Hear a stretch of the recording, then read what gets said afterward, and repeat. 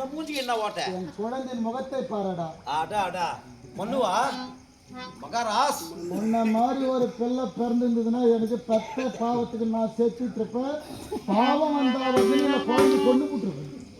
நீ கொன்னாலும் கொள்ளு. என் பொண்ணே பாடுறா தேவடி அழுப்பு பண்ணி வச்ச மாதிரி